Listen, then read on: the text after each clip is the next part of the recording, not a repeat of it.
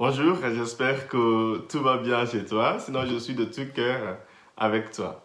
Aujourd'hui, j'aimerais vous parler d'un homme. On ne donne pas son nom dans la Bible, mais il s'appelle, généralement, on parle de lui en disant l'eunuque éthiopien. C'était un des Africains dont on nous parle dans la Bible. Cet homme, nous lisons ce texte des Actes des Apôtres, chapitre 8, de versets 26 à 40. Cet homme était un homme qui a réussi sa vie sur tous les plans.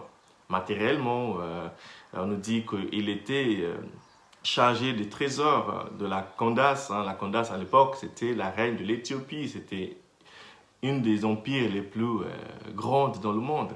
Donc, à l'époque, ce monsieur il était eunuque parce qu'à l'époque, il fallait castrer les ministres de finances pour pas qu'ils transmettent toutes les ressources du pays à les enfants. Mais bon, heureusement qu'on ne le fait plus aujourd'hui.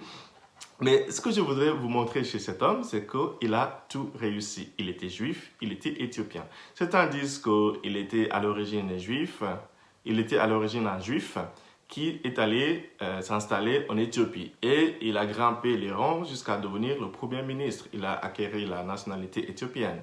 Ou bien d'autres disent que non, il était éthiopien à la base, mais il a acquis la nationalité juive. Peu importe. L'essentiel, c'est que nous savons que cet homme a réussi sur tous les plans. Il avait la double nationalité éthiopienne et juive.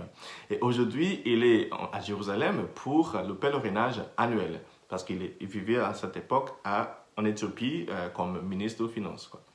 Donc, il vient en pèlerinage et après le pèlerinage, il commence à rentrer chez lui. Ce que j'aimerais d'abord souligner dans cette histoire, c'est que c'est bien de réussir sa vie. C'est bien de réussir sa vie. Quand j'entends des jeunes qui disent que l'argent ne fait pas le bonheur, je dis non, tais-toi, tu n'as pas de crédibilité pour dire cela. Je préfère l'entendre des personnes qui ont réussi leur vie, qui ont beaucoup d'argent, qui disent que l'argent ne fait pas le bonheur. Oui, je suis d'accord. Mais si tu es pauvre, tu n'as pas la crédibilité. Si tu es pauvre et jeune, tu n'as pas de crédibilité pour dire ce genre de propos. Donc, premièrement, réussis ta vie d'abord. Fais tes études, réussis tes études, réussis ton apprentissage. Et après, tu peux venir me dire, il ne suffit pas d'avoir plein de diplômes. Je serai d'accord avec toi. Mais d'abord, réussis ta vie. Ensuite, tu peux dire aux gens, ce n'est pas tout, quoi. Ce n'est pas tout. Le matériel ne fait pas tout. Mais d'abord, c'est important de réussir sa vie. Donc cet homme a réussi sa vie. Mais une fois qu'il a réussi sa vie, il était bien placé pour nous dire qu'il avait encore en lui une faim. Il n'était pas satisfait, il n'était pas épanoui. Donc aujourd'hui, nous le voyons faire un pèlerinage pour essayer de développer un côté spirituel de sa vie. Et en plus, en rentrant du pèlerinage, il avait encore cette faim en lui. Il a commencé à lire la Bible, l'Ancien Testament. Mais il ne comprenait rien. Il ne comprenait rien. Ça, c'est la deuxième chose que je voudrais donc vous montrer. C'est que si nous ne sommes pas guidés par l'Esprit Saint, si nous n'avons pas l'Esprit de Dieu en nous, qui crée cette faim en nous, ce Dieu qui nous attire vers lui-même, si tu lis la Bible, ça va te paraître comme des mythes, des histoires qu'on raconte aux enfants. C'est tout.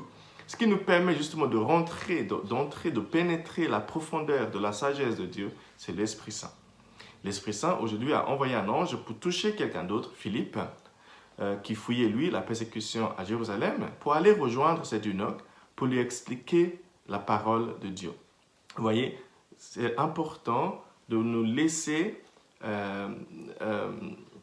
pénétrer par l'Esprit Saint. C'est important de laisser l'Esprit Saint entrer dans nos cœurs. Si nous bloquons l'Esprit Saint, tu peux lire, je suis désolé de le dire si sèchement, tu peux lire la Bible du matin au soir, tu ne comprendras rien.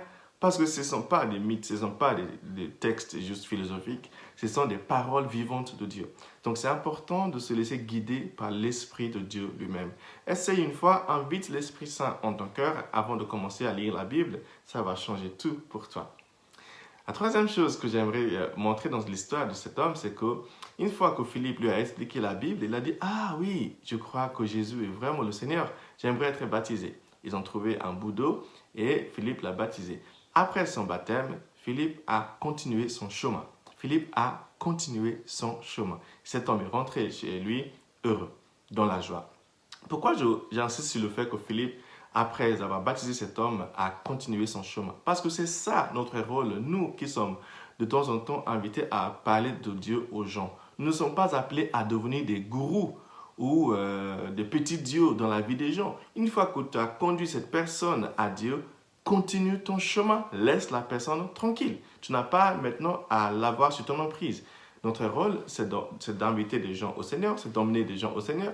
Une fois qu'ils ont trouvé Dieu, ils ont trouvé l'Esprit Saint, ils ont trouvé leur chemin, nous devons les laisser partir sur leur propre chemin. Nous n'avons pas à rester là-bas, à bénéficier ou à profiter du fait que c'était nous qui les avions aidés à retrouver la bonne voie. Vous voyez? Donc c'est très important de savoir que nous sommes invités, nous sommes appelés à guider les gens vers le Seigneur, mais une fois que c'est fait, nous devrions continuer notre chemin et laisser ces gens aussi poursuivre leur chemin. Que Dieu te bénisse aujourd'hui, toi et celui qui est Père, Fils et le Saint-Esprit. Amen.